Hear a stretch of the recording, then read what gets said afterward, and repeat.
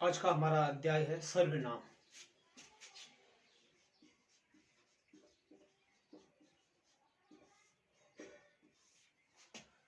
सर्वनाम का शाब्दिक अर्थ होता है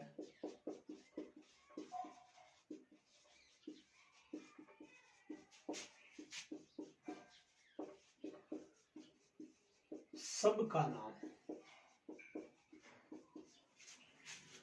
जब हम संज्ञा शब्द का इस्तेमाल करते हैं, जैसे सीता जयपुर जाती है, तो यहाँ पर सीता शब्द संज्ञा है। लेकिन वही अगर सीता मैं जयपुर जाती हूँ इस शब्द का इस्तेमाल करती है तो वह मैं शब्द सर्वनाम है। संज्ञा शब्द से केवल उस व्यक्ति का जिसका नाम लिया जाए उसी का बोध होता है। जैसे जयपुर सुंदर शहर है, तो यहाँ पर जयपुर स्थान का नाम है, यह केवल जयपुर का बोध होता है। मैं फल लाता हूँ, मैं फल लाता हूँ, तो यहाँ पर मैं जो शब्द है वह सर्वनाम है, क्योंकि वह मेरे स्थान पर, मेरे नाम के स्थान पर प्रयुक्त हुआ है।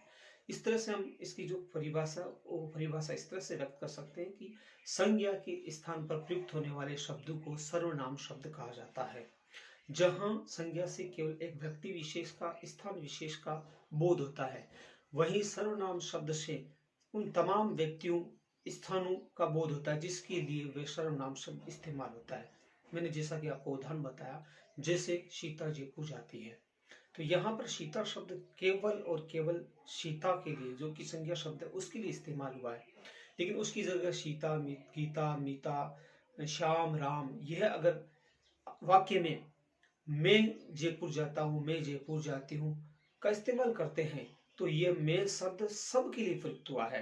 इसीलिए सर्वनाम शब्द का शाब्दिक अर्थ होता है सबका नाम, जो सबके लिए प्रयुक्त होता है। अब इसके हम जो डेफिनेशन है वो आपके सामने लिख रहे हैं। परिभाषा: जो शब्द संज्ञा के स्थान पर प्रयुक्त होते हैं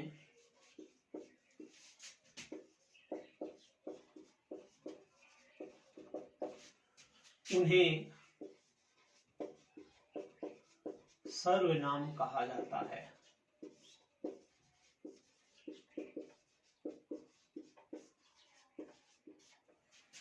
जैसे मैं, हम, तुम, वह, वे,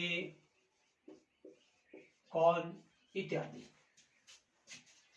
सर्वनाम के प्रयोग के आधार पर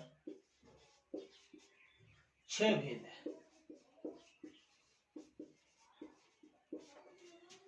नंबर 1, पुरुषवाचक सर्वनाम।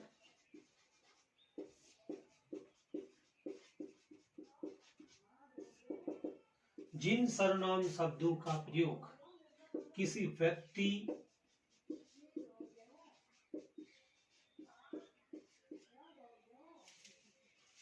के स्थान पर प्रयुक्त होता है,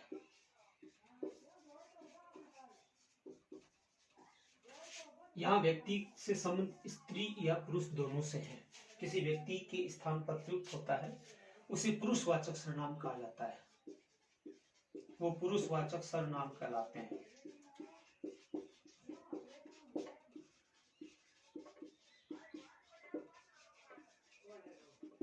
जैसे राम अगर अपने लिए कहता है मैं पुस्तक पढ़ता हूं, तो ये मैं शब्द राम के स्थान पर प्रयुक्त हुआ है। राम शब्द है संज्ञा, और यहाँ राम अपने लिए मैं शब्द का इस्तेमाल कर रहा है। तो जहां स्त्री या पुरुष के लिए या किसी व्यक्ति के स्थान पर जो सर्वनाम शब्द प्रयुक्त होता है उसको कहा जाता है पुरुषवाचक सर्वनाम। पुरुषवाचक सर्वनाम में पुरुष 3 प्रकार के होते हैं। नंबर 1, उत्तम पुरुष। नंबर 2 मध्यम पुरुष और नंबर 3 अन्य पुरुष। पुरुष भी 3 प्रकार के होते हैं। कौन कौन से? उत्तम पुरुष, मध्यम पुरुष और अन्य पुरुष। उत्तम पुरुष वक्ता, अगर अपने लिए वक्ता के लिए जो सर्वनाम से शब्द प्रयुक्त होता है उसको उत्तम पुरुष कहा जाता है, जैसे मैं और हम। श्रोता, सुनने वाले के लिए, जो सुनता है, श्रोता के लिए जो सुनने वाला है उसके लिए प्रयुक्त होने वाला पुरुष है, जैसे तुम, आप। तीसरा है अन्य पुरुष। वक्ता और श्रोता जिस व्यक्ति विशेष के बारे में बातचीत कर रहे होते हैं, जिसके बारे में बताया जाता है, उन पुरुषवाचक जो सर्वनाम है उसे कहते हैं अन्य पुरुष, जैसे वे, वह इत्यादि। हम एक उदाहरण ले लें, जैसे हम जयपुर जाते हैं। तो यहाँ पर ये जो पुरुष, कौन सा पुरुष है? उत्तम पुरुष। वक्ता अपने लिए हम शब्द का इस्तेमाल कर रहा है, सुनने वाला श्रोता, मेरी बात को जो सुन रहा है मेरे सामने, तो वह होगा मध्यम पुरुष। और तीसरा जिसके बारे में बात की जाए, वे कल जयपुर जाएंगे, वह कल जयपुर जाएगा, तो यहाँ पर वे और वह अन्य पुरुष है। तो सर्वनाम का दूसरा जो भेद है वो है निजवाचक सर्वनाम। निजवाचक सर्वनाम, वे सर्वनाम शब्द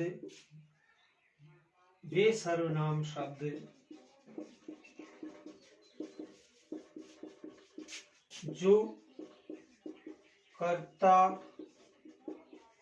अपने लिए प्रयुक्त करता है, तो उसे निजवाचक सर्वनाम कहते हैं। निजवाचक सर्वनाम कौन कौन से शब्द है इसमें? निज, आप, स्वयं, खुद। इसको एक उदाहरण से समझते हैं। यह कार्य मैं, आप या खुद या स्वयं कर लूंगा। तो ये तीनों जो शब्द हैं, ये तीनों सर्वनाम शब्द कर्ता, मैं इसमें करता है, यह अपने लिए प्रयुक्त कर रहा है। तो इस तरह से इसकी डेफिनेशन हुई कि निजवाचक सर्वनाम की डेफिनेशन इस तरह से हुई कि अगर कर्ता अपने लिए जिन सर्वनाम शब्दों का इस्तेमाल करता है तो वो कहलाते निजवाचक सर्वनाम। तीसरा सर्वनाम है संबंधवाचक सर्वनाम।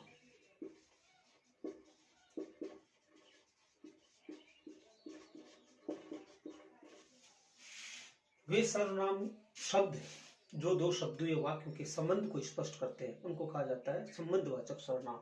जैसे जिसकी लाठी उसकी भैंस, जिसकी लाठी उसकी भैंस, जिसकी लाठी उसकी भैंस, या संबंध जिसकी उसकी का दोनों शब्द संबंध बताने का काम कर रहे हैं। एक उदाहरण और ले लेते हैं, जो पढ़ेगा वो उत्तीर्ण होगा, संबंध बताने का काम कर रहे हैं, इसलिए जो और वो ये दोनों शब्द संबंधवाचक सर्वनाम है। सर्वनाम के अन्य भेदों में चौथा जो सर्वनाम है वो है निश्चयवाचक सर्वनाम। निश्चयवाचक सर्वनाम जिन सर्वनाम शब्दों से किसी निश्चित स्त्री पुरुष का बोध होता हो, किसी निश्चित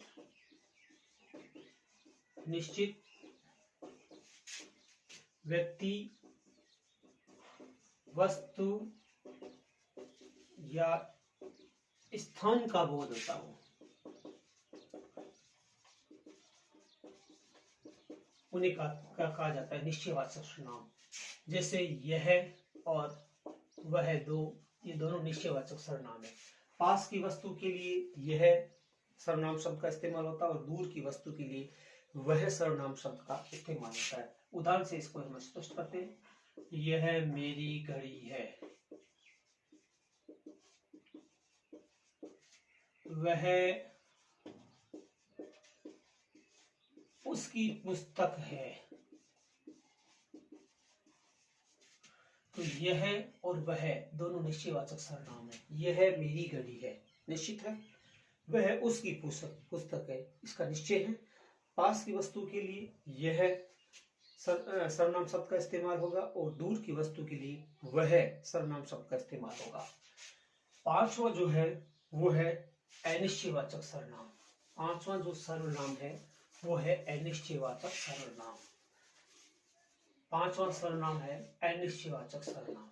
अनिश्चयवाचक,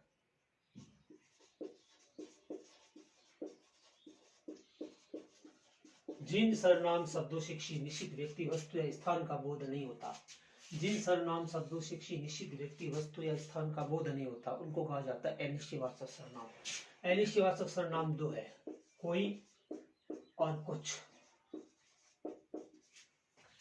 उदाहरण लेते हैं हम, जैसे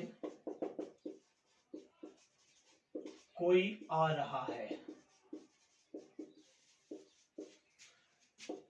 दूसरा उदाहरण,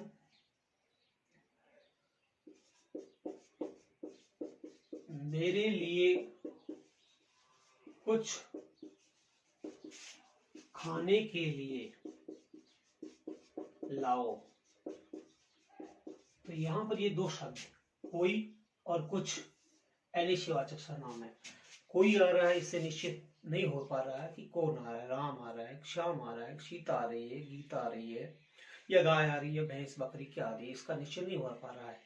तो इसलिए जिन सर्वनाम शब्दों से किसी निश्चित व्यक्ति, वस्तु या स्थान का बोध नहीं होता, उनको कहा जाता है अनिश्चयवाचक। इसी तरह से दूसरा जो वाक्य, मेरे लिए कुछ खाने के लिए लाओ, कुछ में कुछ भी हो सकता है, आम हो सकता है, सेम, बादाम, कुछ भी हो सकता है, अखरोट वगैरह वगैरह। तो इससे ये हमें पता नहीं लग पाता है कि क्या लाना है। तो उस स्थिति में हम कह सकते हैं कि अनिश्चयवाचक सर्वनाम होगा। और सर्वनाम का जो अंतिम जो भेद है उसको कहा जाता है प्रश्नवाचक सर्वनाम। नाम से स्पष्ट है, अंत में प्रश्नवाचक चिन्ह का प्रयोग होगा। जिन सर्वनाम शब्दों से प्रश्न का बोध होता है, जिन सर्वनाम शब्दों से प्रश्न का बोध होता है, क्वेश्चन का बोध होता है, उन्हें कहा जाता है प्रश्नवाचक सर्वनाम।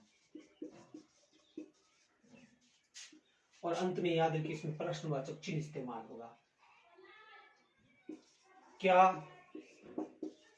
कौन और कहां, ये तीनों के तीनों प्रश्नवाचक सर्वनाम के उदाहरण है। हम उदाहरण लेते हैं, वह कौन गा रहा है। इसमें अनिश्चयवाचक भी है और प्रश्नवाचक भी है। वह कौन गा रहा है। दूसरा, कहां जा रहे हो, अंत में प्रश्नवाचक चिन्ह। तो कौन और कहां, ये दोनों सर्वनाम है, ये प्रश्नवाचक सर्वनाम है, क्योंकि अंत में इसमें प्रश्न पूछा गया है, प्रश्न किया गया है।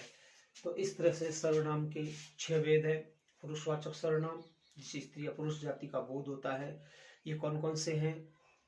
वह, वे, हम, तुम, मैं, इत्यादि इत्यादि।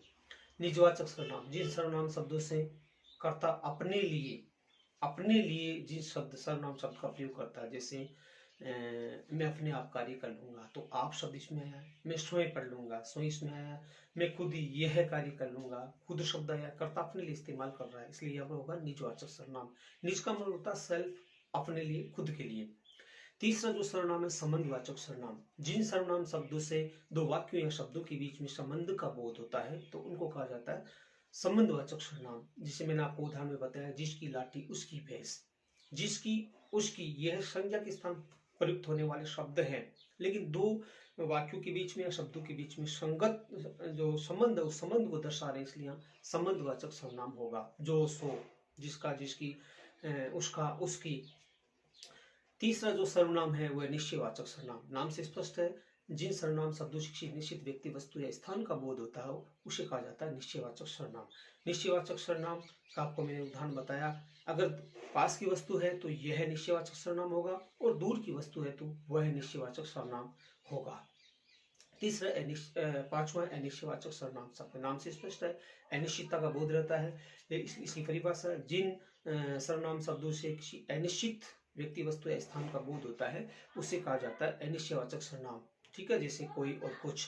अंत में प्रश्नवाचक सर्वनाम शब्द, जिन शब्दों से प्रश्न का बोध होता है उनको कहा जाता है प्रश्नवाचक सर्वनाम।